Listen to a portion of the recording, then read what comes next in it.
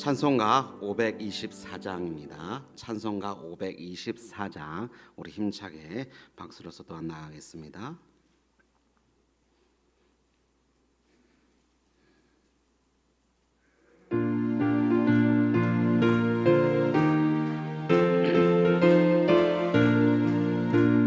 갈 길을 밝히 보이시니 주 앞에 빨리 나갑시다. 우리를 찾는 그 주 예수 곧 오라 하시네. 죄악 벗은 우리 영혼은 기뻐 뛰며 주를 보겠네. 하늘에 계신 주 예수를 영원히 섬기니 우리를 오라 하시는 말 기쁘게 듣고 순종하세. 구주를 믿기 지체 말고 속속이 나가세. 죄악 벗은 우리 영혼은 기뻐 뛰며 주를 보겠네. 하늘에 계신 주 예수를 영원히 섬기니 주 오늘 여기 계시오니 다 왔어 주의 말씀 드세. 듣기도 하며 생각하니 참 증시로다. 죄악 벗은 우리 영혼은 기뻐 뛰며 주를 보겠네. 하늘에 계신 주 예수를 다시 한번 3절합니다. 주 오늘 여기 계시오니 주 오늘 여기 계시오니 다 왔어 주의 말씀 듣세. 듣기도 하며 생각하니 참 진실로다. 죄악 벗은 우리 영혼은 기뻐 뛰며 주를 보겠네. 하늘에 계신 주 예수를 영원히 섬기니. 아멘. 우리를 대표해서 영자 권사님 나오셔서 기도를 해주시겠습니다.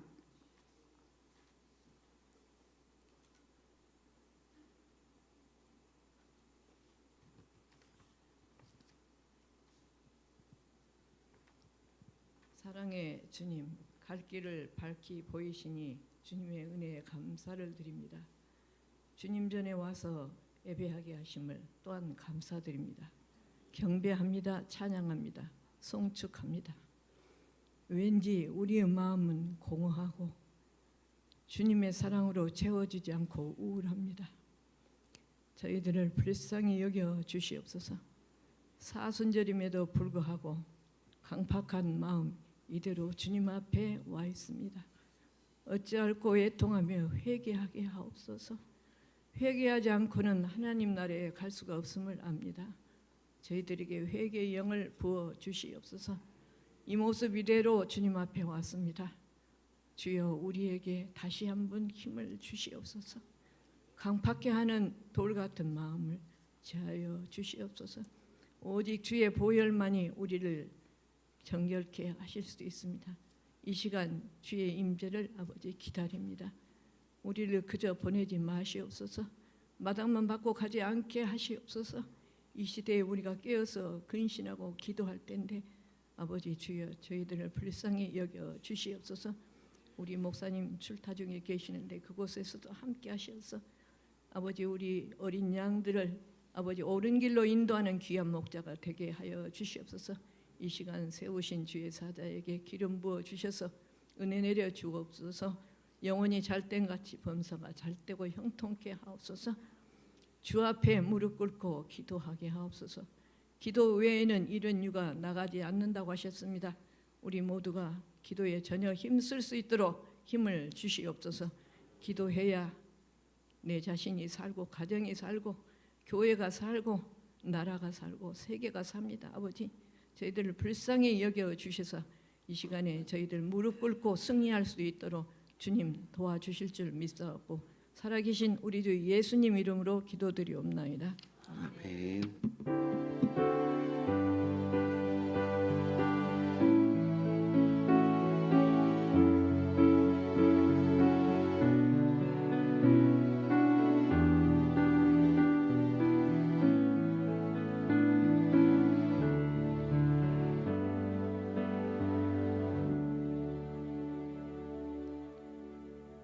오늘 같이 보실 말씀은 사도행전입니다. 사도행전 1장 1절부터 11절까지의 말씀입니다. 사도행전 1장 1절에서 11절까지의 말씀.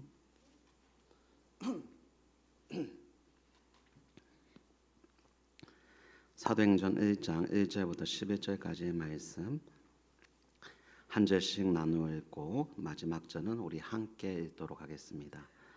데오빌로여, 내가 먼저 쓴 글에는 무릇 예수께서 행하시며 가르치시기를 시작하심부터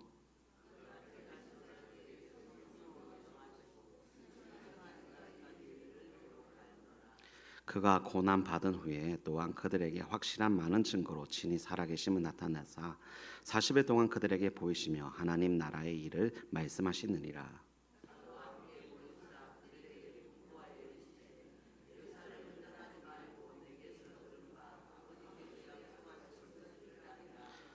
요한은 물로 세례를 베풀었으나 너희는 몇 날이 못되어 성령으로 세례를 받으리라 하셨느니라.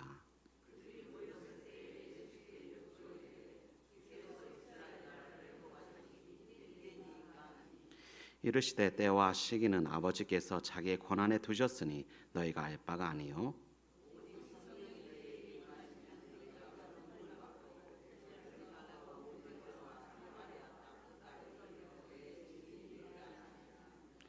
이 말씀을 마치시고 그들이 보는데 올려져 가시니 구름이 그를 가리어 보이지 않게 하더라.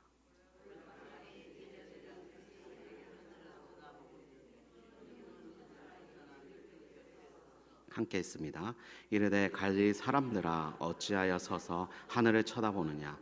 너희 가운데서 하늘로 올라가신 이 예수는 하늘로 가신 분 그대로 오시라 하였느니라. 아멘. 오늘 사도행전 1장 1절부터 11절 말씀을 보시면서 오늘 특별히 저와 함께 사도행전 첫 번째 말씀을 여러분들과 함께 나눴으면 좋겠다 싶습니다.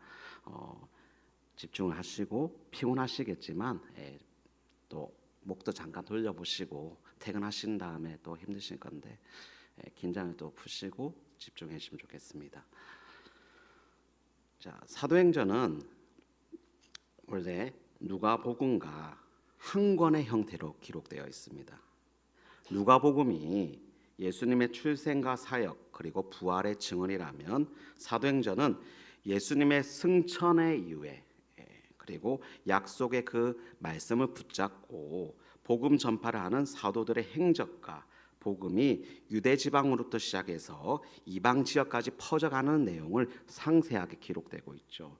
그래서 당시 초대교회에서는 누가의 예수 생애에 관한 책으로서는 누가복음이 소개되었고 누가가 기록한 사도들의 생애로서 사도행전이 기록되었어요. 이 모든 일에 성령님의 역사 속에 가능했기 때문에 사도행전을 별명이 있어요. 바로 성령행전이라고 부릅니다. 사도들의 행적을 기록한 기록서이긴 하지만 사실 성령이 주역이고 성령이 주관해서 인도했다라는 거예요. 때문에 사도행전은 신약 성경, 사복음서와 그리고 이후에 있는 서신서와 연결하는 다리 역할도 하기도 해요. 자, 오늘 읽었던 말씀 가운데 8절 한번 우리 같이 한번 읽어볼까요? 시작. 오직 성령이 너에게 임하시면 너희가 권능을 받고 예루살렘과 온 유대야와 사마리아와 땅끝까지 이르러 내 증인이 되리라 하시니라. 여러분, 성령이 역사하셔서 성령이 임하셔서 우리에게 전하진 이 복음, 사도행전 가운데 성령께서 주관했다는 것을 여러분 꼭 믿으시기 바랍니다.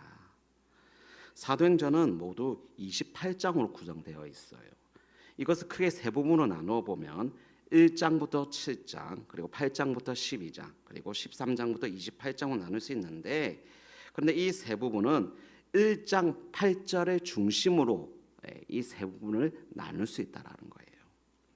1장에서 7장은 성령님이 임하신다, 그리고 예루살렘을 중심으로 한 사역에 대해서 증거하고 있고, 8장에서 12장은 유대와 사마리아를 넘어서 하나님의 말씀이 전파된 사실을 기록하고 있고, 그리고 13장 이후로 28장까지는 땅끝이라고 여겼던 로마를 넘어서 복음이 전해지는 그런 내용을 담고 있어요. 사도행전은 역사서 같이 역사의 사건을 기록한 것뿐만 아니라 데오빌로에게 보낸 편지 형식으로 적혀 있습니다.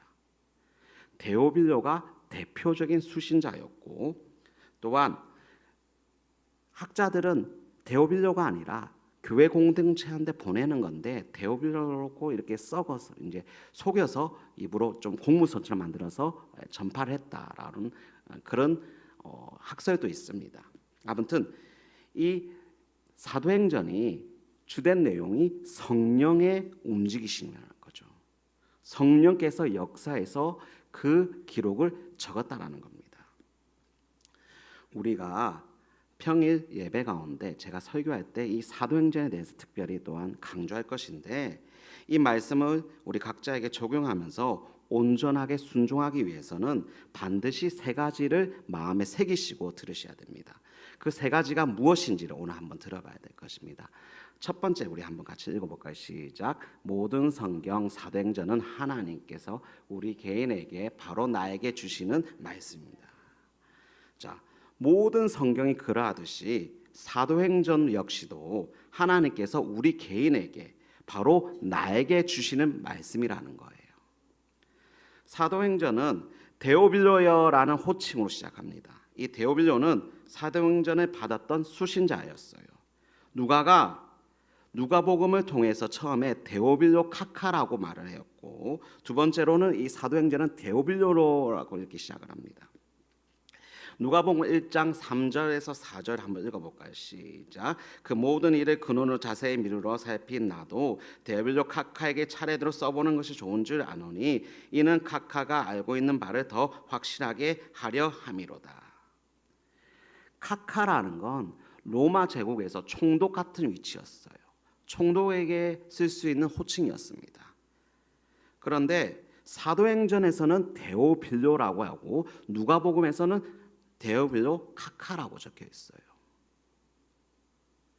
누가복음을 쓸 당시에는 데오빌로가 그리스도의 복음을 들었지만 교회의 일원이 아니었기 때문에 카카라는 호칭을 썼었고, 누가복음 이후에 사도행전이 적혔을 때는 이 데오빌로가 어느 순간 교회 공동체가 되었기 때문에 형제처럼 데오빌로여라고 말했다라고 하죠.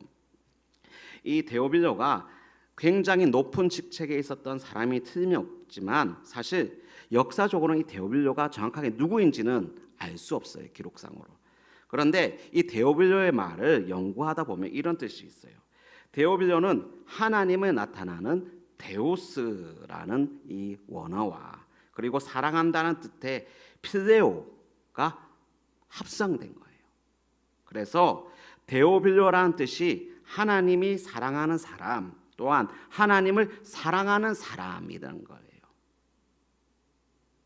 여러분, 우리 모두는 하나님을 사랑하는 사람입니다. 할렐루야. 하나님께서 우리를 사랑하셨기 때문에 우리가 구원받았고, 또한 우리의 각자의 가정과 학교와 일터, 모든 삶의 현장에서 지금의 모습으로 있게 된 것이죠. 또한 우리 모두는 하나님을 사랑하는 사람입니다. 우리가 하나님을 사랑하기 때문에 이 시간 교회에 나와서 예배를 드리고 있는 것이죠. 그래서 우리가 사도행전을 읽을 때, 말씀을 듣고 이어나갈 때 사도행전에 나오는 사람들뿐만 아니라 이곳에, 이 자리 가운데 강력한 성령님의 인도하심에 따라서 우리가 하나님을 사랑하고 하나님의 사랑을 받는 자로서 온전케 예배하자라는 것이죠.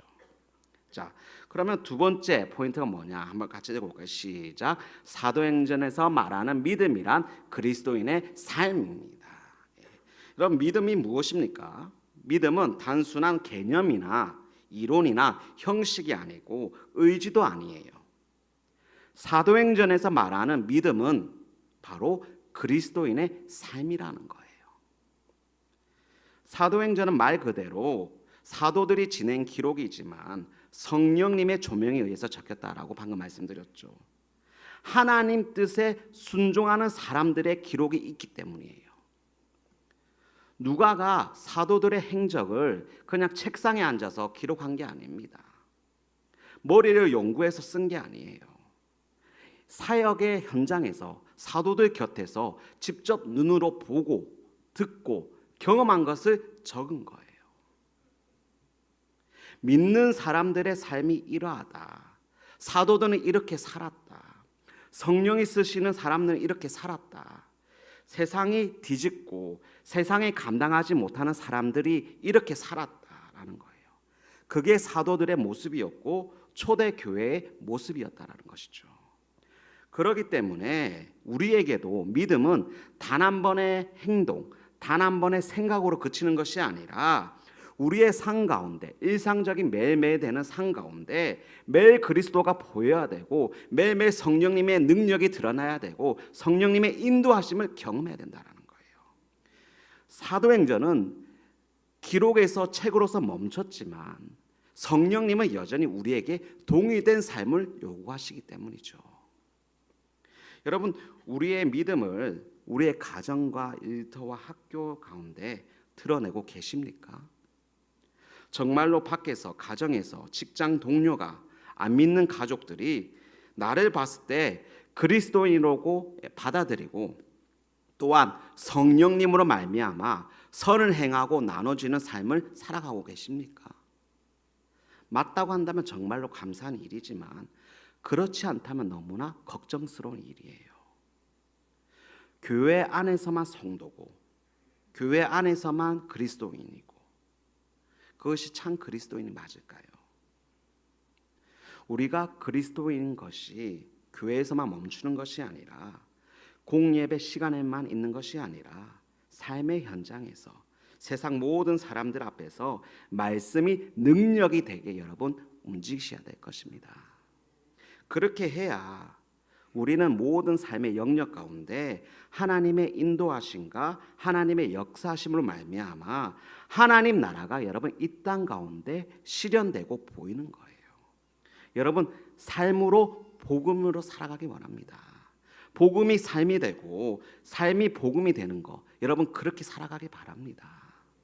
여러분 전도하는 데 있어서 제일 중요한 것이 무엇입니까? 물론 전도하는 이가 성령 세례로 거듭나야 되고 성령 충만해야 되죠. 또한 중요한 것은 동시에 전도자로서 빛과 소금으로서 성령이 쓰시는 삶을 살아가야 된다는 거예요. 전도하는 데 있어서 그 마음의 중심이 과연 어디에 있는가가 문제라는 것입니다. 예를 들어서 교회에서 이웃 초청 장치나 전도 집회를 한다고 합니다.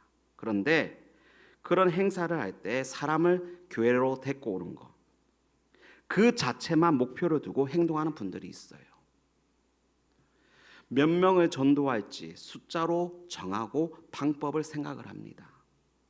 평소에는 전혀 관심이 없고 연락도 안 하고 아무런 영향을 주지 않다가 전도 행사 날이 가까이 오면 연락을 하고 밥을 먹자고 해요. 그 목적이 무엇입니까? 그 목적이 상대방과 말씀을 전하고 복음으로 살기 위해서 그렇게 교제하는 것이 아니라 목적 자체가 교회로 데리고 오기 위함인 거죠. 그저 한번 데리고 오면 된다 이런 식이죠. 여러분 그럴 경우에 온전한 전도가 될까요? 한번 데려올 수 있지 몰라도 복음 전도는 불가능합니다. 사람 자체가 목적이 되면 진정한 관계가 되는 만남이 되지만 숫자가 목표가 되면 사람은 수단으로 전락해버릴 수밖에 없는 거예요. 사람과 사람이 만나서 그 사람이 나에게 어떠한 영향을 주는가에 따라서 그 사람의 행보가 결정되는 거예요. 여러분 오늘 이 시대 가운데 한 사람을 전도하고자 한다면 그 사람을 주님을 사랑하듯 성령으로서 그 한 영혼을 품고 끝까지 평생 사랑하고 섬기겠다는 마음을 먼저 먹어야 됩니다. 그리고 그에게 그 사람에게 선한 영향력을 내 능력이 아니라 하나님 성령의 능력으로서 전달할 수 있도록 나의 선한 영향력이 끊임없이 피어날 수 있도록 성령님께 간구하시고 삶의 영역 가운데 그 영향력을 전하기 힘써야 되는 거예요. 그리고 나서의 관계가 되고 사회적으로, 공적으로, 사적으로 그 사람이 나를 그리스도인이라고 받아들이는 순간 전도가 된다라는 것이죠. 여러분, 하나님의 사람, 전도가 되는 사람, 성령의 사람이라는 거예요. 자, 세 번째 한번 읽어볼까요? 시작. 하나님 일을 섬기는 데에서 나는 없고 우리가 있습니다. 여러분, 나는 없고 뭐가 있다고요?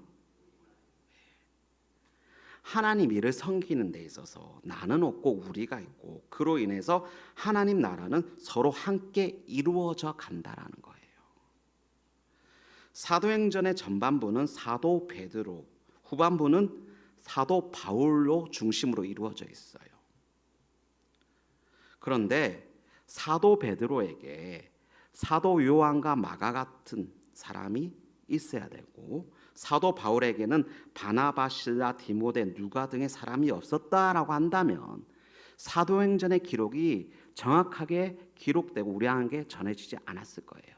또한 그들의 사역 가운데 엄청난 큰 불편함과 어려움이 있었을 겁니다. 특히 사도행전과 신약의 여러 서신서를 자세히 미루어 보면 사도 바울의 믿음의 동력자가 약 80여 명의 믿음의 사람이 함께 했다라는 그런 기록이 있어요. 같이 함께 동력했다라는 거예요.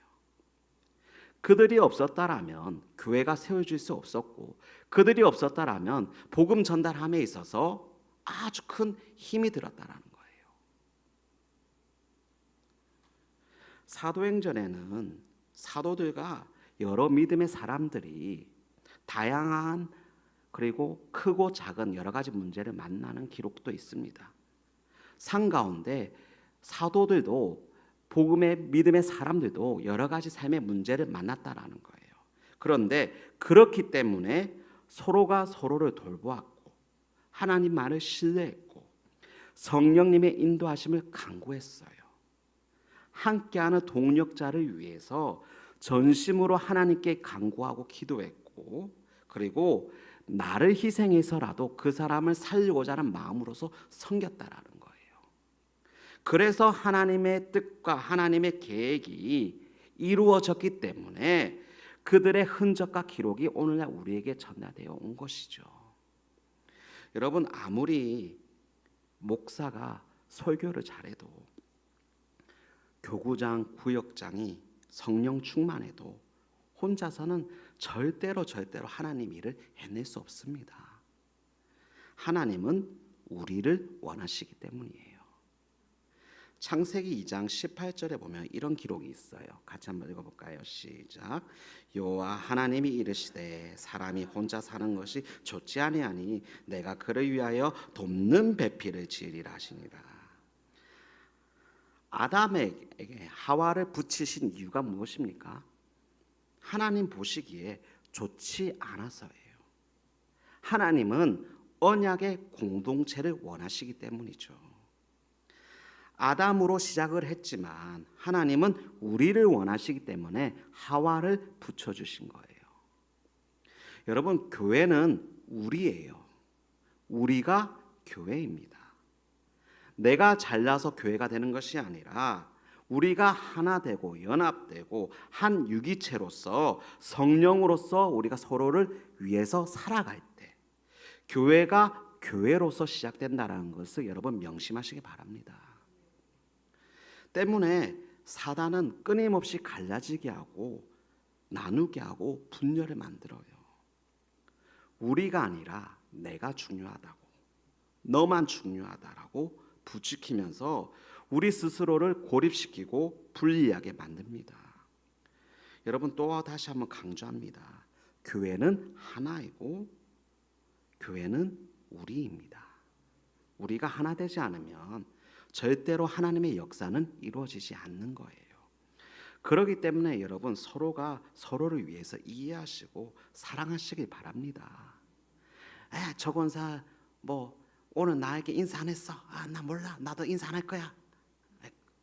또는 저 집사 왜 저래? 저 나한테 나쁜 소리 했어. 여러분, 그렇다고 할지라도 주님께서 나를 사랑하듯 나도 누군가를 사랑하시길 바랍니다. 용서하고 이해하고 받아주시고 안아주시길 바랍니다. 사도행전의 역사가 오늘 우리에게 동의되게 일어나기 위해서는 여러분 하나 되셔야 된다는 거예요. 우리 교회는 특별히 상처받고 떠나가신 분들이 너무나 많잖아요. 그들을 위해서 여러분 기도하시고 권면하시고 받아주시기 바랍니다. 1절 2절을 읽어보시면 사도행전은 이렇게 시작합니다. 우리 함께 읽어볼까요? 시작. 데오빌려여 내가 먼저 쓴 글에는 모두 예수께서 행하시고 그가 택하신 사도들에게 성령으로 명하시고 승천하신 날까지의 일을 기록하였노라. 흔히 예수님의 공생의 사역을 가르치심과 전파심, 병자를 고치심이라고 말을 해요. 그런데 오늘 본문 사도행전 이 본문에 보시면 누가는 가르침 앞에 뭐가 있습니까? 행하심이 있어요. 가르치기보다 뭘 먼저 했다라는 거예요? 행했다라는 거예요. 행동하고 가르쳤다라는 거예요. 여러분, 신앙에서 행동이라는 건 가장 중요합니다. 제가 지금 부교육자이고 또한 일전에 회사를 다닐 때 제일 아래인 사원인 경험도 있어요. 그리고 모임인 때는 막내 시절도 있었습니다. 사회에서는 아래였고 부족한 사람이었어요. 또 저 보시면 아시겠지만 제가 좀 행동이 둔합니다.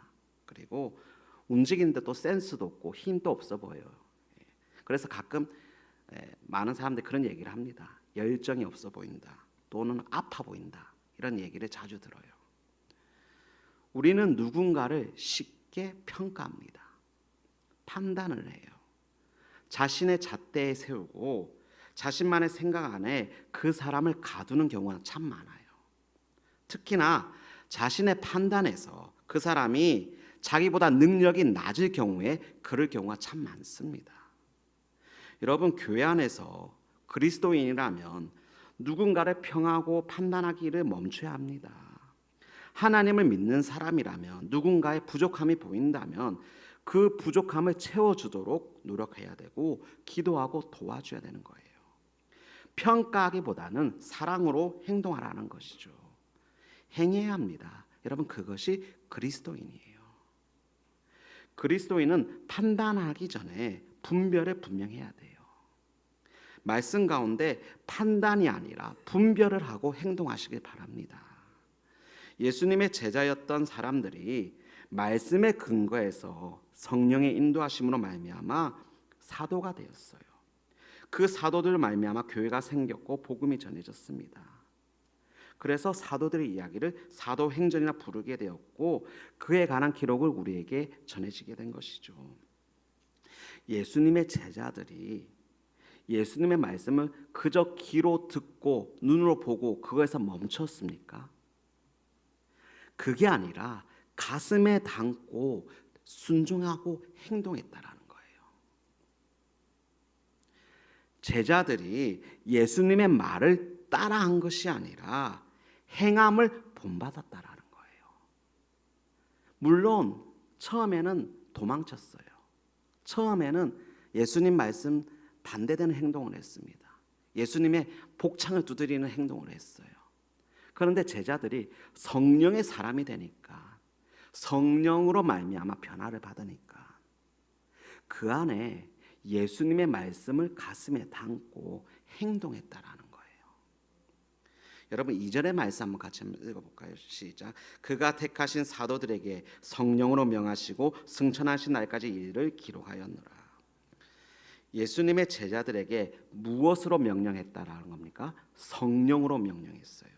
바로 성령, 하나님의 거룩한 영, 그 말씀이 절대적인 권위로서 그들에게 임했다라는 거예요. 성령으로 명했는데 무엇을 명령하셨느냐? 사도행전 1장 4절과 누가복음 24장 49절 이 두 개 제가 읽어볼게요. 사도와 함께 모이사 그들에게 본부하여 이르시되 예루살렘을 떠나지 말고 내게서 들은 내 아버지께서 약속한 것을 기다리라.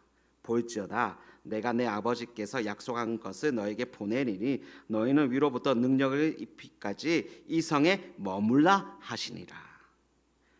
예루살렘을 떠나지 말라는 거예요.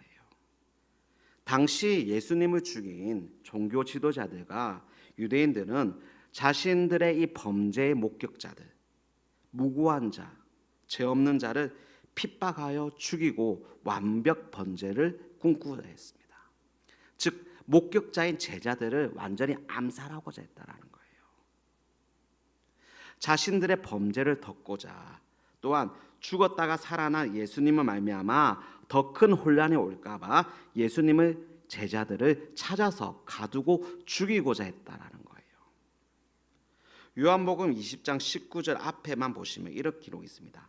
이날 곧 안식 후 첫날 저녁 때에 제자들이 유대인들을 두려워하여 모인 곳의 문들을 닫았더니, 중동 지역은 여러분 매우 더워요. 아주 덥습니다. 저녁에는 창문과 연문을 모든 것을 열어두어서 공기를 순환해서 집안 내 더운 공기를 빠져나가게 합니다. 그래야지 사람이 밤에 잘 수 있기 때문이에요. 그런데 문을 완전히 닫았다라는 거예요. 불빛이 빠져나가지 않게 사람이 전혀 없는 것처럼 문을 닫았다라는 거예요. 왜? 자신들의 위치를 다른 사람에게 들키면 안 되니까. 들키면 예수님처럼 끌려갈 줄 모르니까. 거기에 모임의 구심점이고 이유인 부활하신 예수님께서 승천하신다라는 거예요. 제자들의 곁을 또 떠나신다는 겁니다. 제자들이 십자가에 죽으신 예수님으로 말미암아 다 흩어졌는데, 부활하셨기 때문에 어찌어찌해서 겨우 다시 모였는데, 다시 예수님이 떠나간다라는 것 때문에 그들이 이제는 예루살렘에 있을 필요가 없는 거예요. 구심점이 예수님도 없으시고 우리는 목숨의 위험도 받아야 되고, 그러니까 예루살렘에 있어야 돼, 안 있어야 돼? 없어야 돼. 우리는 도망가야 돼. 이런 생각이 있는 거예요. 그래서 예수님께서 제자들에게 예루살렘을 떠나지 말라는 거예요. 왜입니까? 제자들은 이제 땅끝 유대와 사마리아를 넘어서 이방인 땅 곳곳에 나가서 복음의 도구로서 사명을 감당해야 됐고, 그러기 위해서는 성령님을 경험해서 성령님으로 말미암아 절대적으로 성령님으로 살아야 되기 때문이에요. 제자들이 복음을 전하기 위해서 성령님을 경험해야 된다. 성령님의 임재를 만나야 된다. 이게 하나님의 계획 가운데 매우 중요하고도 또 중요한 거였어요. 누가복음 24장 47에서 48절 말씀 우리 한번 같이 읽어볼까요? 시작. 또 그의 이름으로 제사함을 받게 하는 회개가 예루살렘에 시작하여 모든 족속에게 전파될 것이 기록되었으니 너희는 이 모든 일의 증인이라. 너희는 이 일의 증인이라. 여러분, 어떤 일입니까? 그리스도께서 우리 때문에 이 땅 가운데 오셨고 가르치셨고, 그가 우리를 위하여 마침내 십자가 위에서 죽으시고 부활하신 것에 대한 증언이라는 거예요. 증인이라는 거예요.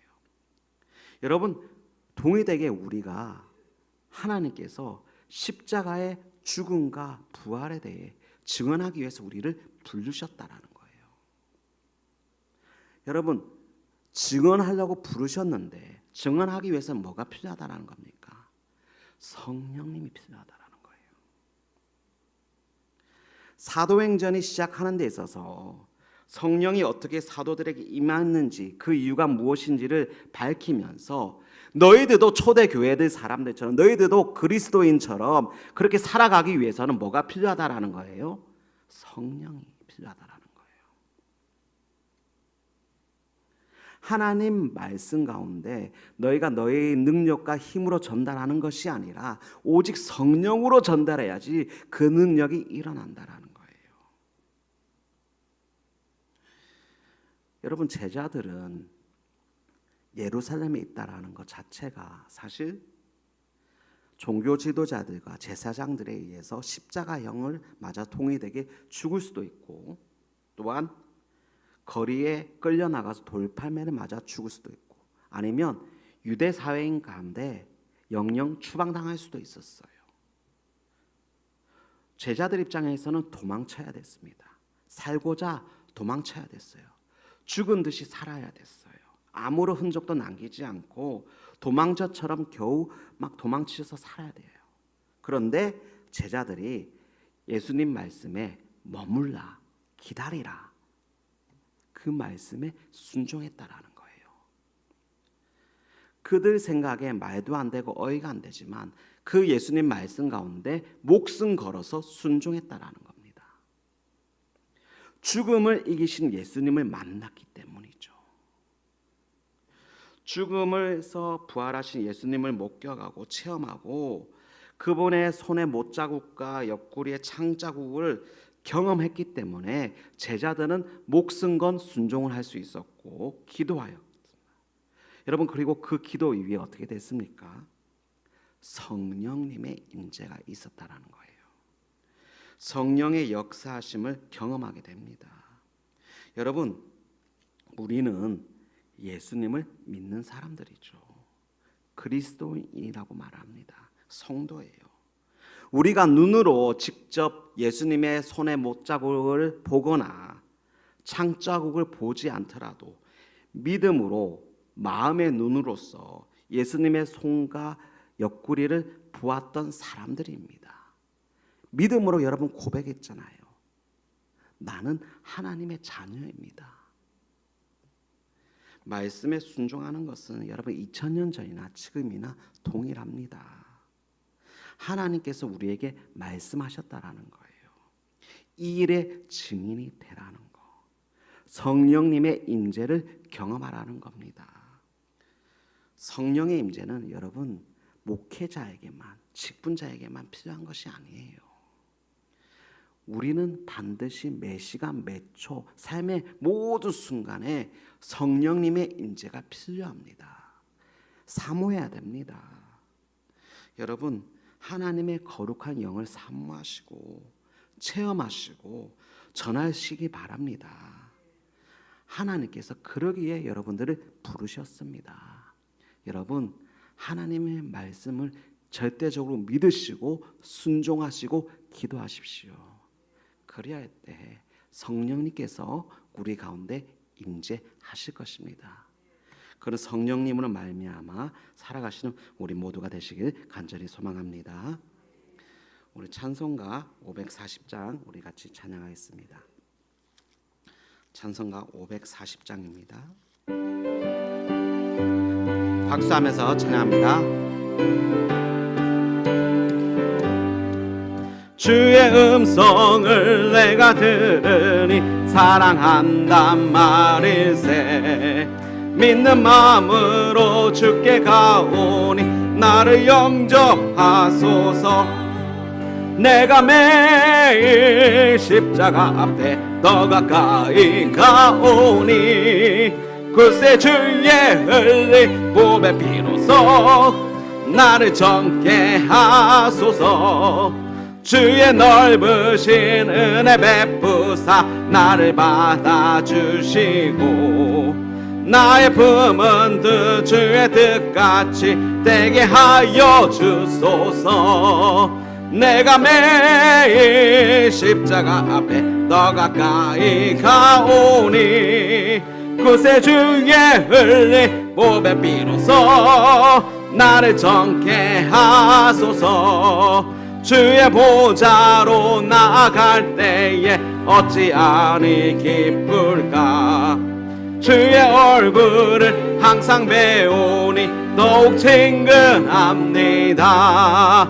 내가 매일 십자가 앞에 더 가까이 가오니 그새 주의 흘린 몸의 피로써 나를 정케 하소서. 우리 구주의 넓은 사랑을 증량할 자 없으며 주가 주시는 참된 기쁨도 헤아릴 수 없도다. 내가 매일 십자가 앞에 더 가까이 가오니 글쎄 주의 흘린 몸의 피로써 나를 정케 하소서. 아멘. 아멘. 광고 드리겠습니다.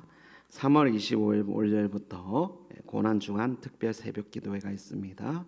그리고 3월 마지막 주 3월 30일 날 부활절 온세대 예배가 있습니다. 나머지 광고는 주보를 확인하시고 보시면 되겠습니다. 우리 시간 우리 함께 기도하기 원합니다. 기도하실 때 하나님, 우리가 주의 말씀을 들었습니다. 이제는 성령으로 살게 도와주시옵소서. 성령의 사람으로서 아버지 행하게 도와주시옵소서. 아버지, 나의 의와 나의 생각과 나의 마음으로 움직이는 것이 아니라 주의 말씀에 의거하여 주의 말씀을 주야로 묵상하며 주의 의를 드러낼 수 있는 귀한 한 사람이 되게 도와주시옵소서. 아버지께서 찾으시는 성령의 한 사람, 그 사람이 내가 될 수 있게 도와주시옵소서. 이 시간 우리 말씀을 기억하시면서 특별히 지역을 위해서 또한 교회 전도 사명을 위해서 우리 주님의 이름 한번 외쳐 기도해서 나아가겠습니다. 주여, 하나님 아버지 감사합니다. 이 시간 같이 기도할 때 주님 아버지 함께 하시고 도와주시옵소서. 주님의 은혜가 우리 안에 충만하게 도와주시옵소서. 아버지, 내 안에 아버지 주의 은혜가 충만하게 도와주시옵소서. 주님께서 그 말씀이 아버지 나에게 아버지 오직 나에게 아버지 주님 말씀이 잊지 않게 도와주시며 하나님 아버지 그 말씀이 아버지 정말 내 삶 가운데 아버지 정말 삶이 되고 아버지 정말 실천될 수 있게 도와주시옵소서. 아버지 그 말씀으로 아버지 내가 정말 행하는 자가 되게 도와주시옵소서. 주여 아버지 믿음으로써 아버지 살게 도와주시옵소서. 주여 아버지 함께하여 주시옵소서. 그리할 때 하나님 교회를 사랑하게 도와주시고 교회를 섬기게 도와주시옵소서. 교회를 위해서 또한 헌신한 자가 되게 도와주시옵소서. 하나님 아버지 내 삶 가운데 아버지 정말 주님께서 원하시는 성령의 사람이 되길 원합니다. 주님 아버지 함께하시고 도우셔서 성령으로 에게 도와주시옵소서. 주님 아버지 주님 우리의 기도를 들어봐 주시옵소서. 하나님 우리의 찬송을 받아 주시옵소서. 이 시간 아버지 주님께서 아버지 우리가 아버지 간구하고 또한 성령을 구할 때 아버지 정말 주님의 교회를 붙잡으시고 주님께서 인도하여 주시옵소서. 하나님 나라의 은혜가 우리 가운데 임할 수 있도록 도와주시옵소서. 주여 아버지 역사하시고 도와주시옵소서. 주님께서 아버지 성령께서만 도우시고 아버지 역사해 주시옵소서. 성령께서만 인도하여 주시옵소서. 주님 아버지 이 시간 간구합니다. 주님 또한 간구합니다. 주님께서 아버지 도와주시고 아버지 역사해 주시옵소서. 하나님 앞에 간구하는 모든 것들이 우리 안에서 아버지 정말 성령 가운데 아버지 주님 역사하시고 도우셔서 아버지 임할 수 있도록 도와주시옵소서. 주여 말씀하여 주시옵소서. 주여 도와주시옵소서. 주님 아버지 주여 역사해 주시옵소서. 하나님 아버지 오직 성령이 너에게 임하시면 너희가 권능을 받고 예루살렘과 온 유대와 사마리아 땅까지 이런 내 증인이 되라고 말씀하셨으니 하나님 아버지 그 성령을 말미암아 우리가 아버지 정말 주의 말씀을 전한 자가 되게 도와주시옵소서. 주여 아버지 도와주시고 하나님 아버지 역사하여 주시옵소서. 주님 아버지 도와주시옵소서. 아버지 주여 역사하여 주시옵소서.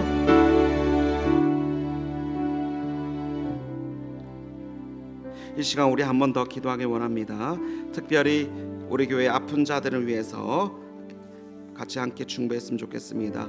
하나님 모든 세포 골수를 만지시고 하나님 입이 열리게 하시고 눈이 뜨이게 도와주시며 일어설 수 있도록 도와주시옵소서.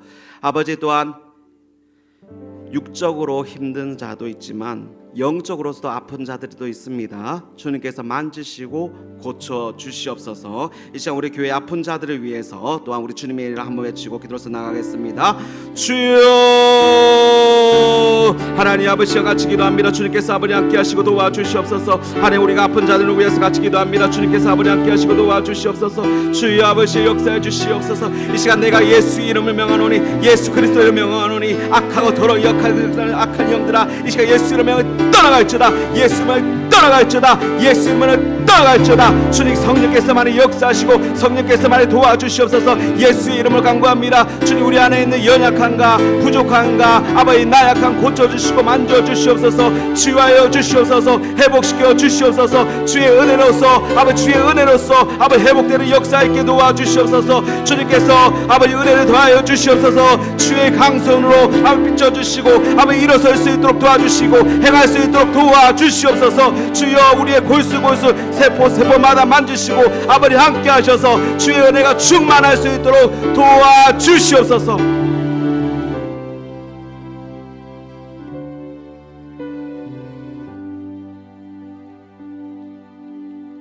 여호와를 경외하며 그의 길을 걷는 자에게 복이 있도다. 하나님 아버지 주의 말씀을 경외하고 또한 그 말씀 가운데 순종하는 자들이 되게 도와주시옵소서. 이제는 우리를 구원하시고 우리를 사랑하시는 우리 주 예수 그리스도의 은혜와 또한 그 아들 예수님을 주시고 놀라우신 사랑으로 행하신 우리 하나님의 그 크시고 놀라우신 사랑과 우리와 함께 중보하시며 은혜 되시며 도우시는 성령님의 역사심이 이곳에 모인 자들에게, 특별히 성령님의 인재를 사모하고 간구하는 모든 자들에게, 또한 그 아픈 자들에게 주님께서 함께 하시기를 간절히 주의 이름으로 축원합니다. 아멘.